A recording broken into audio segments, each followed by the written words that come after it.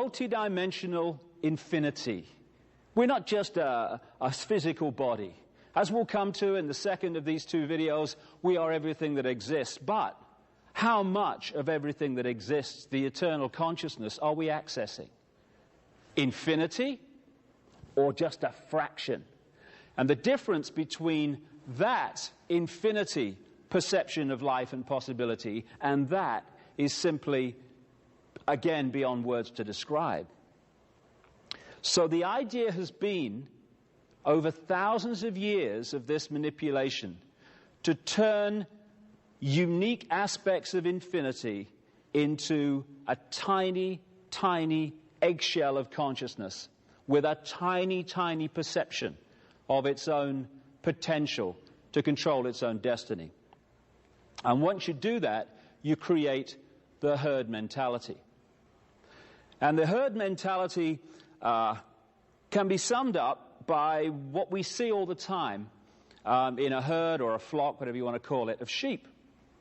If you look at how sheep are controlled all over the planet every day, it's through this. It's because sheep are put in that symbolic eggshell so that they don't think for themselves, they just follow the one in front. So, most of the sheep every day, and I've seen it, remarkable sight it is, where the farmer arrives with the sheepdog, and there's this whole kind of group of sheep, hundreds of them in the example that I saw once in England. And they're all munching away and no problem. And then suddenly, when the farmer arrives, one or two of them start to walk. Just one or two. Ba, ba, ba, ba, ba, ba, ba, ba. And it's like flipping Exodus. Hundreds of them just follow the one in front without thinking. No, well, do I want to follow the one in front? You know, what do I feel today? Maybe I want to go over there. No, ba, ba, ba, ba, ba. And then you've got the tiny few who don't immediately succumb to that and follow that and concede their uniqueness to that, and they're given the extra dose of fear by the sheepdog. Row, row, row. Oh, all right then. And that four-letter word, fear, is what controls the world. Fear, fear, the manipulation of fear. So what you have are two states of being that get hundreds of sheep exactly where the farmer and the sheepdog want every day. And those two states of being are ba, ba, ba, ba, and fear, which gets the few to do the same. Staggeringly, we may find watching a group of sheep like that funny. Oh, come on, Ethel, come and look at these sheep. They're ever so stupid. And yet, the human herd, because that's what we've become, has out-sheep the sheep. Because we have actually dispensed with the sheepdog. We police each other. It has become a crime to be different. Anyone who's different from the norm gets ridicule or condemnation. Instead of expressing and welcoming and encouraging and glorying in the unique contributions we all have to make, we condemn them or ridicule them. Now this is not just navel contemplating.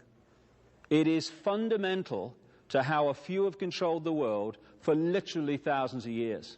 And unless we break this, they'll go on doing it.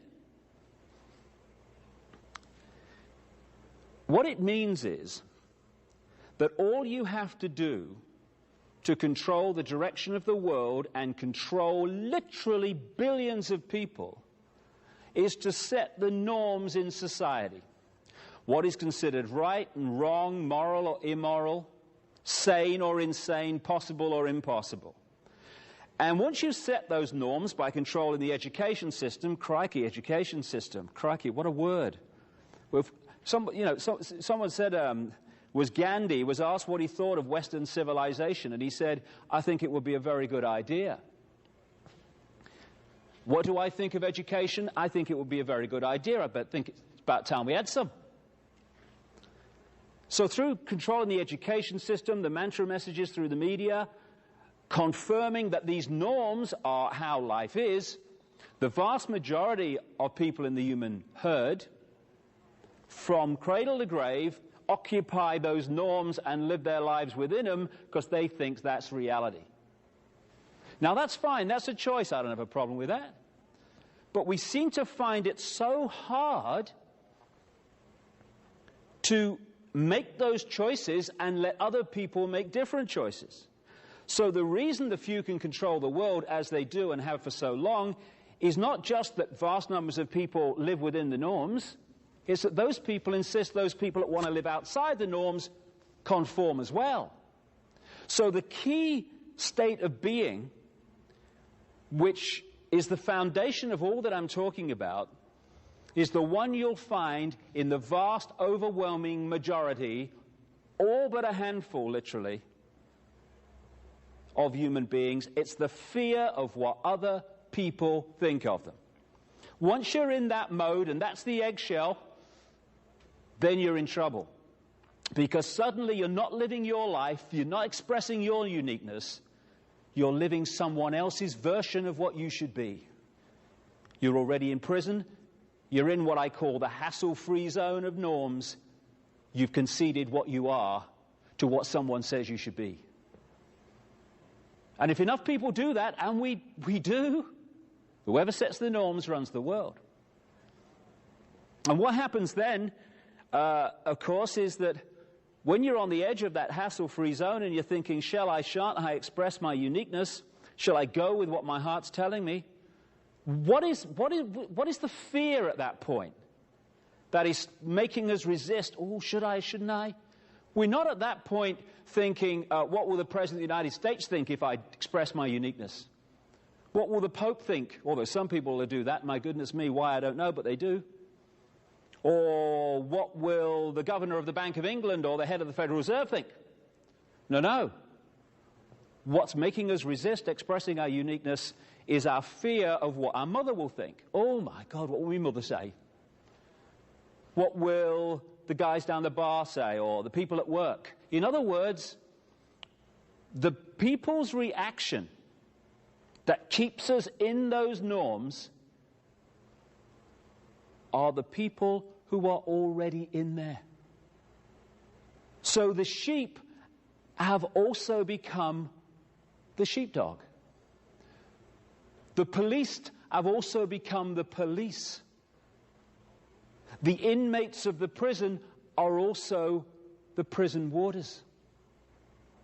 Now this combination, I repeat because it is so important, this combination means that whoever sets the norms in society runs the world. If, and the big, big if we concede our uniqueness to it and insist that everyone else does the same.